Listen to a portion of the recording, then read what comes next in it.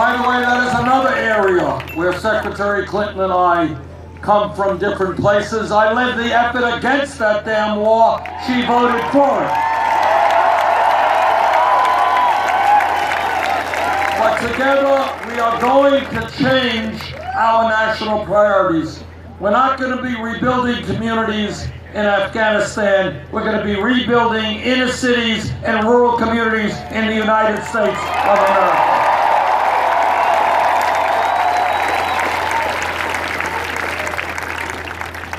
Earlier, just an hour and a half or so before I came out here, I had the honor of meeting with some of the Native American leaders here in California. And it was a wonderful discussion. We didn't have enough time, but they were telling me about some of the issues that they are concerned about here. And let me just say a word about the Native American community. All of you know that the first Americans were cheated, were lied to, and treaties they negotiated were abrogated throughout the history of this country. That's no secret. All of you also know that the Native American people have so enriched our culture in so many ways that we owe them a debt of gratitude that we can never fully repay.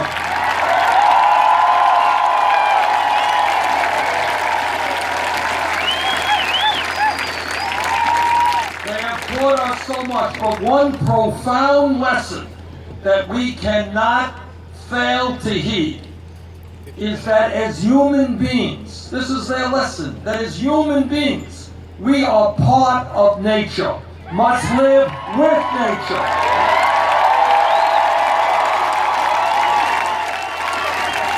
And that if we continue to destroy nature as we are right now, we are ultimately destroying the human species.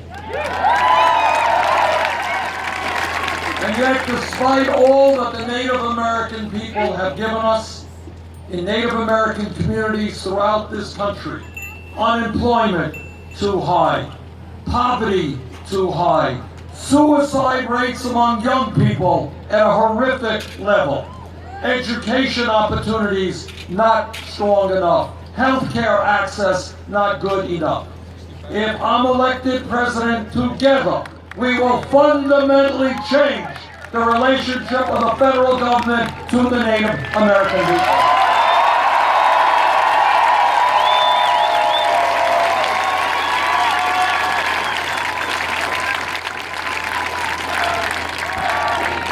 Now,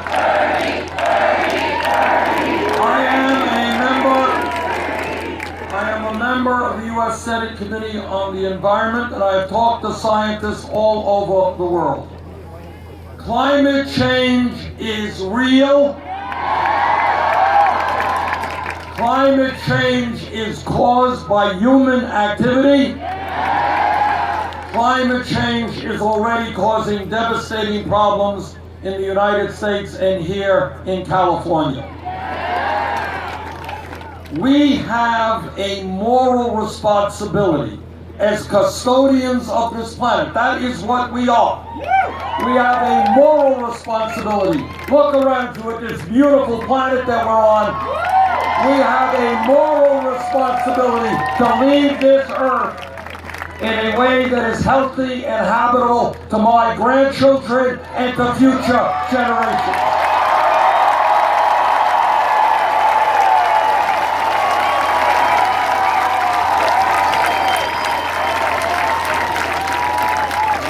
And what that means is that we have to take on the fossil fuel industry and tell them that their short-term profits, and they make a lot of profits, are not more important than the future of this planet. Together, we are going to lead the world, because this is not just an American problem, this is a global problem. We are going to lead the world by example and by action in transforming our energy system away from fossil fuel to energy efficiency and sustainable energy.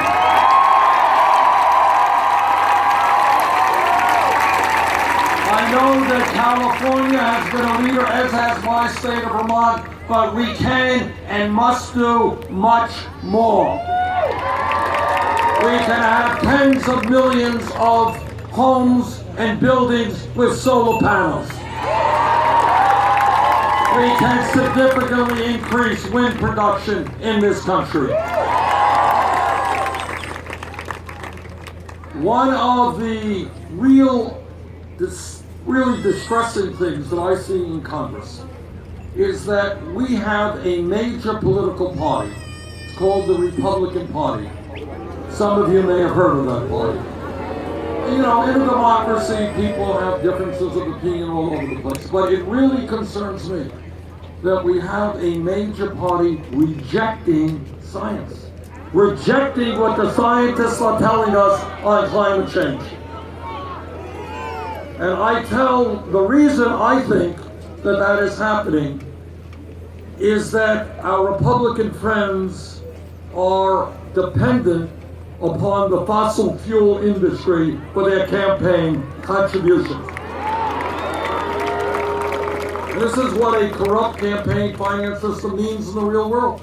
Because you have Republicans standing up here today and saying, you know, climate change is real, we got to transform our energy system. Their money from the fossil fuel industry, their campaign contributions would cease today. So I say to my Republican colleagues, forget about your campaign contributions, worry about the future of this planet.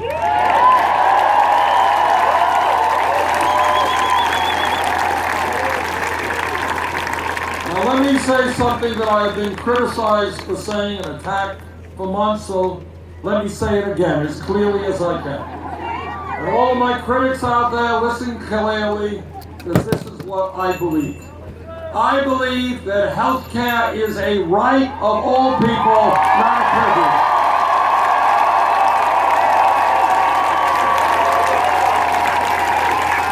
I believe there is something profoundly wrong when every other major country on earth guarantees health care to all their people, and yet we do not. The Affordable Care Act has made some important gains, but we still have a long way to go. There are many people here who are uninsured, who are underinsured, and everybody here is getting ripped off by the unconscionable greed of the pharmaceutical industry.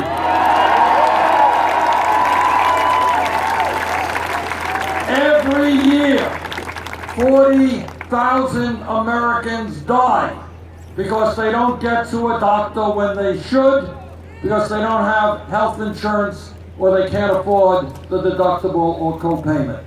That is not what this country should be about.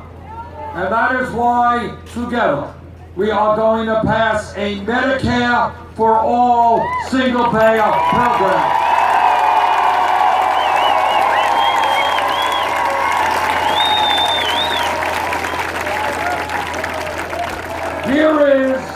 Here is the most important lesson that I know of from American history.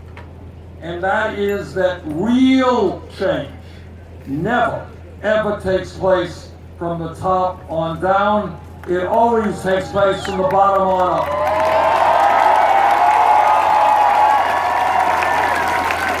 Just think about the course of American history. Think about workers, 120 years ago, working 7 days a week, 12 hours a day. Think about children of 12 years of age working in factories, losing their fingers because they're around machinery they should not have been near. And yet workers stood up and they told their employers, we're not animals, we're not beasts of burden, treat us with dignity, and they developed trade unions.